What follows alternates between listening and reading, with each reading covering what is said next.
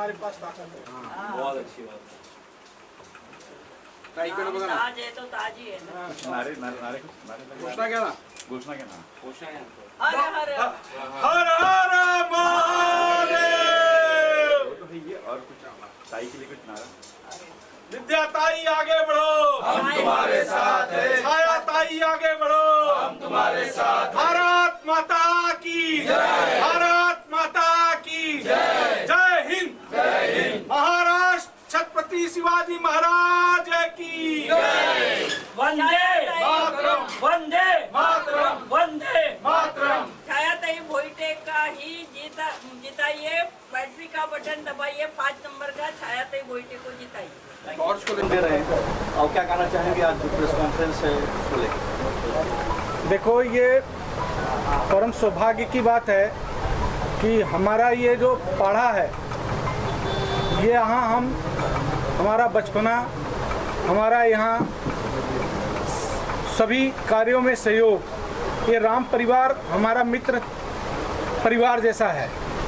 और उसके साथ एक कर्मठ किसी भी पक्ष पार्टी की नेता होने दो, लेकिन इस पाढ़ा के लिए, इस एरिया के लिए एक देवी के रूप में जो काम करती आई विद्या ताई चौहान, स्वयं अगर यहाँ की जनता से अपील कर रही हैं कि एक महिला अपने कितने लोगों को न्याय दिला के घर दिलाया होगा, पानी दिलाया होगा, झोपड़पट्टी में रहने वालों को बिजली दिलाया होगा।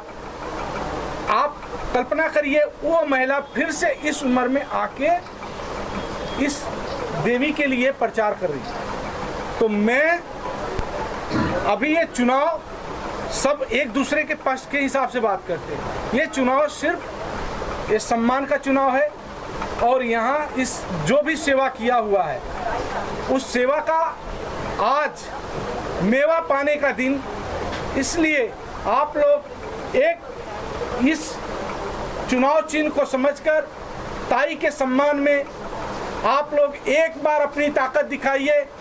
कोई पक्ष के लिए नहीं, ये आपके सम्मान के लिए, क्योंकि आप लोग के लिए इन्होंने पूरा 24 घंटा आपके लिए काम किया। और हिंदुत्व के लिए मैं काम करता हूँ, मैं पूरे देश में काम करता हूँ, लेकिन ये पाढ़ा में मेरा जन्म तो नहीं हुआ है, लेकिन मेरा बचपना पूरा निकला इन परिवार में। इसलिए संगठन कांवरिया सेना जो हम चलाते हैं, उस संगठन कांवरिया सेना का सहयोग पूरा इन परिवार के लिए है। और आप सभी मतदाता बंधुओं से, माता बहनों से मैं अनुरोध करूंगा कि आप लोग एक बार टॉर्च पर बटन दबाकर भारी बहुमत से जिताएं। आपका सारी समस्या, आपको फॉरेस्ट चाबी दिलाने तक का काम, आपको सड़क, बिजली, पानी का जो समस्या है, जो यहाँ नशा मुक्ति का समस्या है, नशा का जो समस्या है, वो नशा मुक्ति का आंदोलन लेकर हम लोग काम करने का प्रयत्न करेंगे। और राम बोईटे परिवार जो है, जो छाया ताई है, इसके माध्यम से इस वार्ड को चमकाकर एशिया के जो नंबर 1 की ये महानगर पालिका है, उसके महापौर जो भी चुने जाएंगे उनसे यहाँ काफी काम ले आकर काम कराने का काम ताई और छाया ताई करेंगी। हर हर महादेव। एक आप संकल्प यात्रा भी कोई निकालने वाले हैं पूरे देश में, उसके बारे में चुनाव का नहीं, पहले एक दत्तक पुत्र के रूप में आपका एक पुत्र था वैभव बड़कर, हालांकि कुछ बात हुआ, जो भी हुआ, उसके बाद आप कहीं ना कहीं निर्दलीय उम्मीदवार को आपने समर्थन दिया है। उसने आरोप किया है कि पार्टी की जो अवहेलना की है आपने, क्या कहना चाहिए? आओ ना, बोलते क्या? जी देखिए, दत्तक पुत्र आप कहते हैं, तो पुत्र अगर पुत्र के तरह नहीं रहा तो उसका भी विरोध करना पड़ता है। वो मुझे उसके बारे में कुछ नहीं बोलना है, ना ही उसने हम लोगों का साथ छोड़ा है, हमने नहीं किसी का साथ छोड़ा है।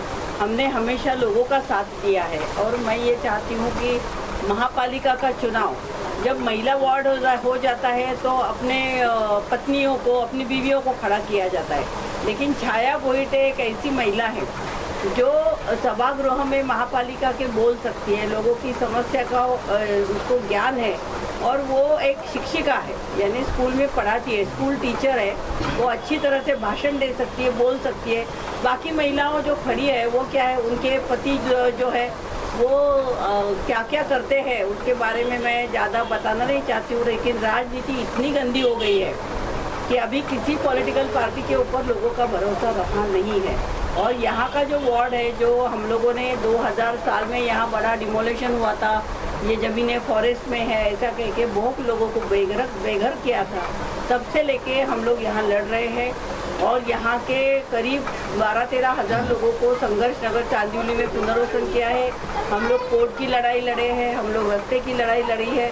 और मुझे ये खुशी होती है कि अभी छायाताई अगर चुन के आएगी तो ये जो प्रश्न है उसको हम लोग मुख्यमंत्री के पास लेके जाएंगे और इनका पुनर्वसन जल्द से जल्द होना चाहिए। यहाँ पर लोगों को धमकाया जाता है, डराया जाता है। मुझे ये सलाह दी जाती कि आप अपनी पार्टी की तरफ से क्यों नहीं खड़ी है। पार्टी को अपना टिकट नहीं मिला तो जो कार्यकर्ताओं ने मेरा जिंदगी भर साथ दिया है वो कार्यकर्ताओं को मैं नहीं छोड़ सकती। कार्यकर्ताओं का साथ देना 2019 में मैं विधायक करके यहाँ से लड़ी थी, तब पैसे बांटने का काम किया था बाकी लोगों ने और वो जीत के आए।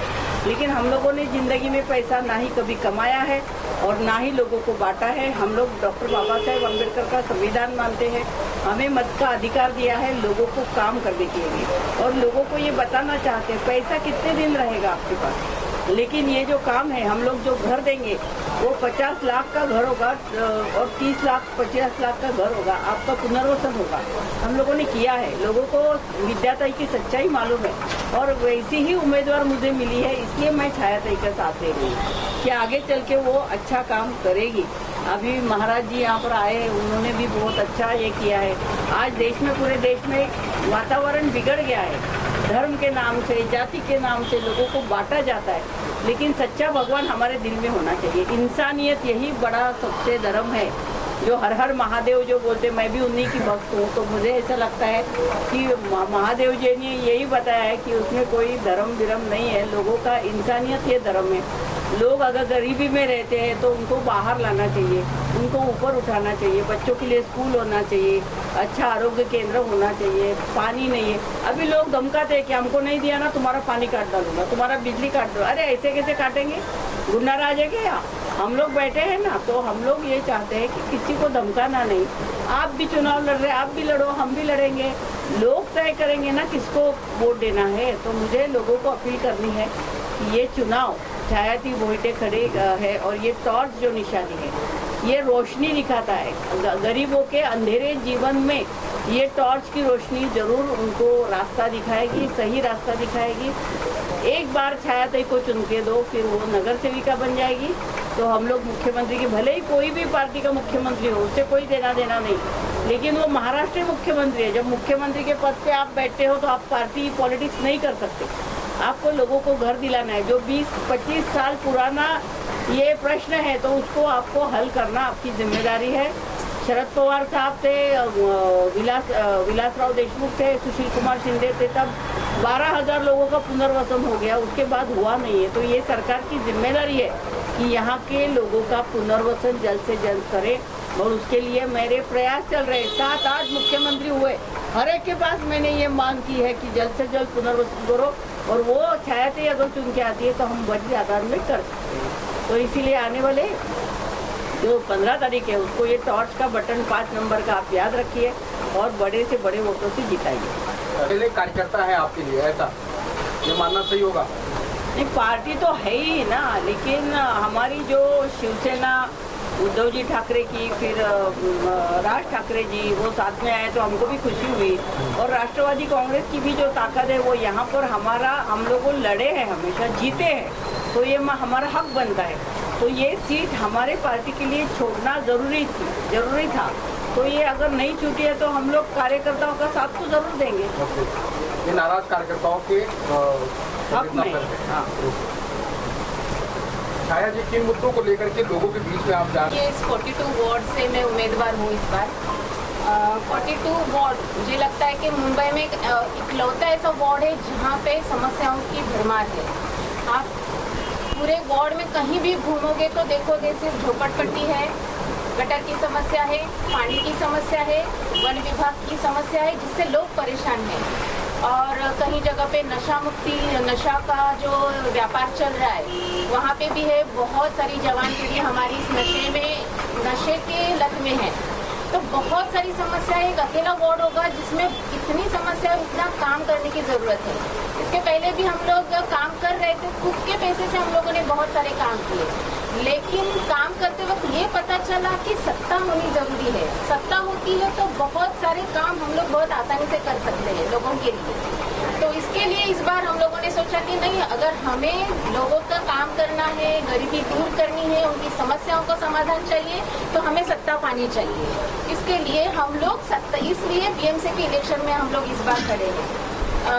जैसे ये कांवरिया सेना है और महाराज जी और विद्याताई चौहान ने जो हम लोगों पे विश्वास दिखाया है, तो मैं बहुत आभारी हूँ उन लोगों की कि ये उनका विश्वास जो उन्होंने हम लोगों पे दिखाया वो हम लोग कायम रखेंगे। और यहाँ के गोर गरीब झुग्गी झोपड़ियों में जो रहने वाले लोग हैं उनके लिए काम करेंगे। देखिए आजकल की पॉलिटिक्स ऐसी है कि सिर्फ पैसा कमाने के लिए लोग आते हैं, लेकिन कुछ लोग ऐसे भी होते हैं जिनको पैसे नहीं, पैसा तो कमाने के लिए दूसरे भी काम होते हैं, हमारा घर चलता है पैसे पे उसकी, लेकिन पॉलिटिक्स हम लोग पैसा कमाने के लिए नहीं कर रहे हैं। हम लोगों ने समस्या देखी है, हम लोग उस समस्या में जिए हैं। तो मैं चाहती हूँ कि जो हम लोगों ने प्रॉब्लम फेस किए, समस्याएं फेस किए, वो समस्याओं का समाधान मिले। और जो लोग आजकल उन समस्याओं में जी रहे हैं उन लोगों को समाधान, उनकी आवाज नहीं है, उनको उनकी जो समस्या है उनको समाधान देने के लिए जो आवाज उन्होंने पहुंचाई थी कि उनको लगा था कि ये इंसान हमारी समस्याओं का समाधान लाएगा, वो काम नहीं कर रहा है। तो लोगों में, समाज में से ऐसे लोगों को आगे आना चाहिए और आवाज बन के आगे आना चाहिए उनकी समस्याओं को सुलझाने के लिए। आप पेशे से शिक्षक हैं, जो झोपड़पट्टी और झुग्गी बस्तियों में जो शिक्षा का और स्तर बढ़ाने के लिए आप क्या करेंगे? देखिए झोपड़पट्टियों में जो शिक्षा का स्तर है या फिर जो स्कूल है वहाँ की हालत भी बहुत खराब है। अच्छे से प्रॉपरली इंफ्रास्ट्रक्चर नहीं है, टीचर्स कभी कभी मौजूद नहीं होते हैं। तो इन सारी समस्याओं को देखना पड़ेगा। टॉयलेट्स प्रॉपरली साफ नहीं होते, बच्चियाँ छोटी छोटी, पूरे वार्ड में ऐसे बहुत सारे इलाके हैं जहाँ पे शौचालय ही नहीं है। तो इन सारी समस्याओं को देखना पड़ेगा। शिक्षा के स्तर में सुधार लाना पड़ेगा। जो पुरानी वाली शिक्षा अभी तक वही चल रही है, उस डीसीपीटी शिक्षा को छोड़ के हमें नई तकनीक लानी पड़ेगी कि हम लोग पूरे जो वर्ल्ड में, पूरी संसार में जो जिस लेवल पे शिक्षा को लेके जाना है, तो उसके लिए काम करने की जरूरत है। आज आखिरी सवाल, जनता से क्या अपील करना चाहिए? लोग आपको ही वो नगर सेवक क्यों बनाए? देखिए मैं ये अपील करना चाहती हूँ कि आप लोगों ने एक नेता चुन के दिया था, आप लोगों ने देखा 5-6 साल में जब तक उनका कार्यकाल था तब तक आप लोगों ने देखा है कि क्या आपके समस्याओं का आप लोगों को समाधान मिला है क्या? अगर आपको कोई समाधान नहीं मिल रहा है तो आप लोगों को उस नेता को सत्ता से नीचे लाने का भी अधिकार है। अगर वो काम नहीं कर रहा है ठीक से तो एक मौका हमें दे दीजिए, हम अपना काम, जो समस्या है उसको सुलझाने का प्रयास करेंगे और आपका जो हक है वो हक दिलाने का प्रयास करेंगे। एक बार ये अगर नहीं कोई काम कर रहा है तो उसको हटाओ, जो काम करने वाले लोग हैं उनको सामने लेके आओ। भाई जनता का प्रतिसाद कैसा मिल रहा है? आप जा रही है लोगों के पास? अच्छा प्रतिसाद है, खास करके झुग्गी झोपड़ियों में जहाँ वन विभाग करके जो आनंद भारती पहले हुआ करते थे, उन्होंने इतनी दहशत की थी कि यहाँ पर कोई नहीं आ सकता था। पूरे अप्पा पाड़ा की जितनी दुकान है, ये खड़ी मशीन तक जितनी भी लाइन है, वो सब हम लोगों ने आंदोलन किए, मोर्चे निकाले, धरने दिए, इसलिए वो बचा है। और ये सब वन विभाग की जगह नहीं है, ये हम लोगों ने कोर्ट में भी प्रूव करके लिखा है। सुप्रीम कोर्ट तक हम लोग लड़े हैं, हमारे एडवोकेट MP रशीद है उन्होंने लड़ा है, और हम लोगों ने जनता के घर बचाए। तो ये 200 एकड़ जमीन हम लोगों ने अपने कब्जे में रखी है। लोग भले ही झुग्गी झोपड़ियों में रहते हैं, लेकिन लोगों को ये उम्मीद है कि एक दिन उनको घर मिलेंगे। उनके चेहरे पे आज खुशी थी कि ताई हमारे यहाँ आई है। तो हमारा एक जो कुछ डर था उनके मन में कि भाई तुमको ये नहीं करेंगे तो वो करेंगे, वो डर उनका साफ गया है। वो कहते हैं कि नहीं, हम लोग छाया ताई को ही चुन के देंगे, क्योंकि आगे चल के हमको हमारी जो भी सुविधाएं हैं वो मिलनी चाहिए, हमको अच्छा घर मिलना चाहिए। तो इसलिए लोग बहुत खुश हैं। प्रतिद्वंदियों के लिए क्या कहेंगे?